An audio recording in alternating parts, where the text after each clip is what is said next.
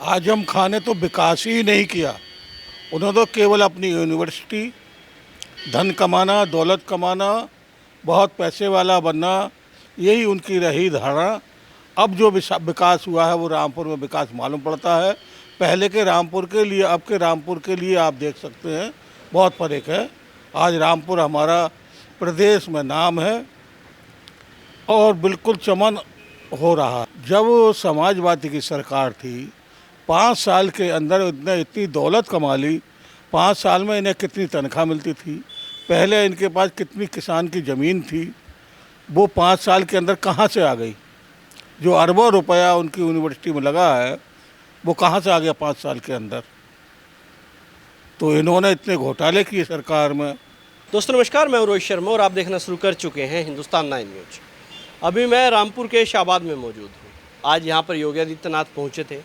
उन्होंने अपने एक रैली का आयोजन किया और यहाँ पर कई करोड़ की योजनाओं का शिलान्यास भी वो करके गए।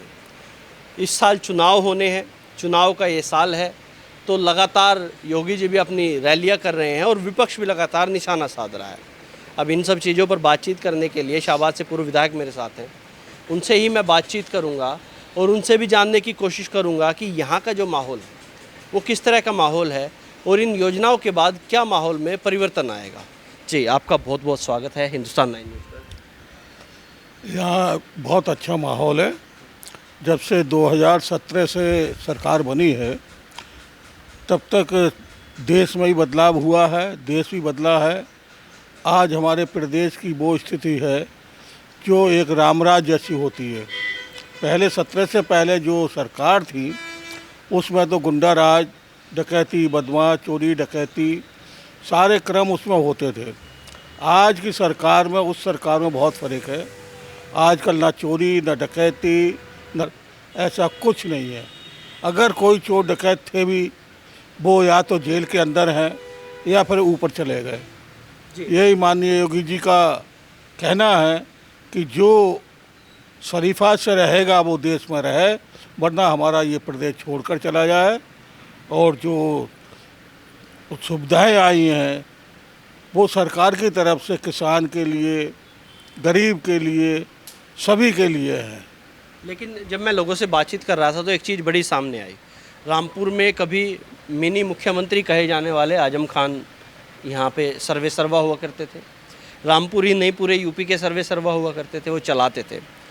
क्या लगता है उस समय में भी रामपुर का वो विकास नहीं हो पाया या फिर रामपुर के आसपास का वो विकास नहीं हो पाया जो अब हो रहा है उनके जाने के बाद?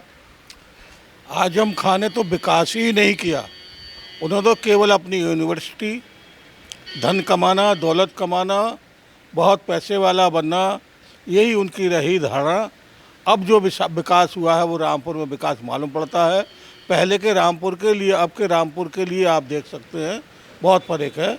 आज रामपुर हमारा प्रदेश में नाम है और बिल्कुल चमन हो रहा है।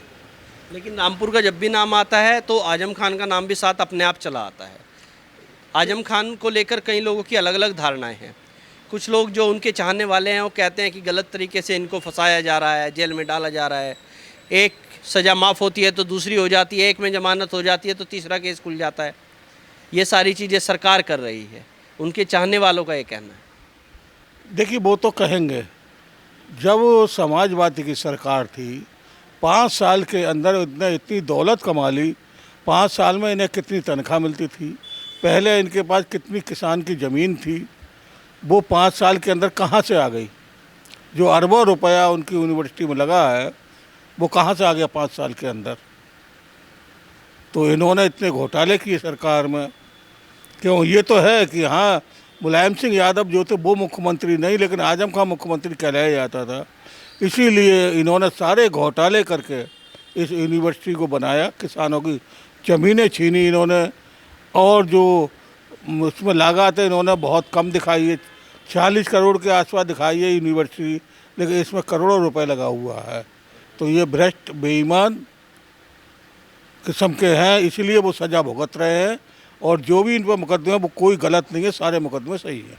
एक और सबसे बड़ी बात उठाई जाती है, जब भी समाजवादी की सरकार रही तो राम भक्तों पर कहिए या फिर कांवड़ यात्रियों पर कहिए या उन लोगों के लिए अलग तरह का एक कानून होता था, लेकिन उसी तरफ जब ईद होती थी, मुहर्रम होती थी, तो एक अलग तरह का कानून काम करता था।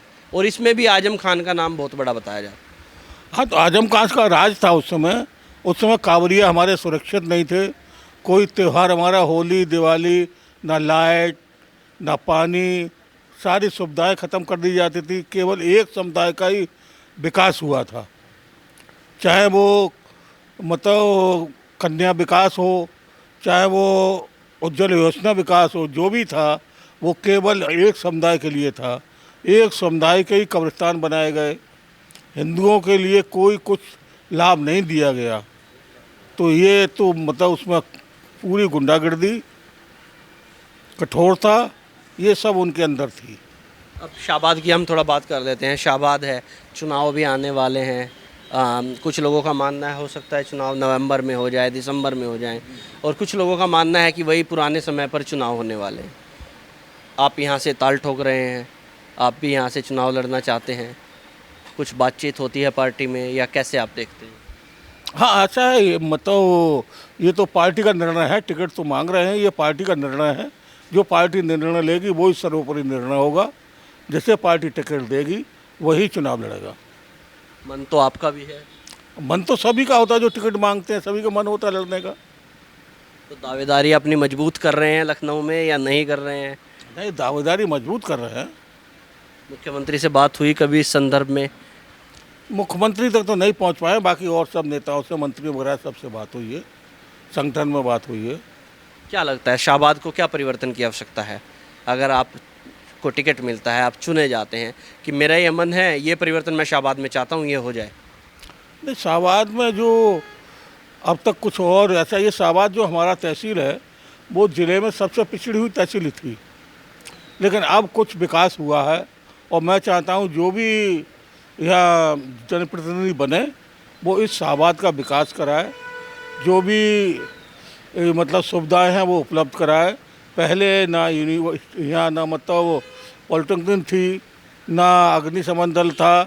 ये सारा अभी मतलब शाहबाद में हुआ है। और मैं चाहता हूँ आगे के लिए और जो भी है, डिग्री कॉलेज है, इन चीज़ों की मानता है, जगह मतलब ज़रूरत है, इन सब को पूरा किया जाए। आज की रैली के बाद जो मुख्यमंत्री ने इतनी सारी योजनाओं का शिलान्यास किया है, इतने सारे यहाँ पे कई करोड़ रुपए वो देके गए हैं, तो क्या बदलाव देखते हैं इसके बाद? जनता के बीच क्या बदलाव आएगा? जनता में तो पूरा बदलाव है। जनता ने तो मन बना रखा है कि फिर बीजेपी की सरकार आएगी, फिर बीजेपी सरकार को लाना है, हमें वोट केवल बीजेपी को, कमल के फूल को देना है। ये जनता का पूरा मन बना हुआ है, फिर सरकार बनेगी। देखिए, हम इनसे बातचीत कर रहे थे और बातचीत के क्रम में आजम खान को लेकर जो इन्होंने बताया कि जिस तरह के उन्होंने कर्म किए उसकी सज़ा वो भुगत रहे हैं, और शाहबाद सीट से वो अब टिकट चाहते हैं, चुनाव लड़ना चाहते हैं। अब तक के लिए इतना ही। मैं रोहित शर्मा, आप देख रहे हैं हिंदुस्तान 9। जय हिंद।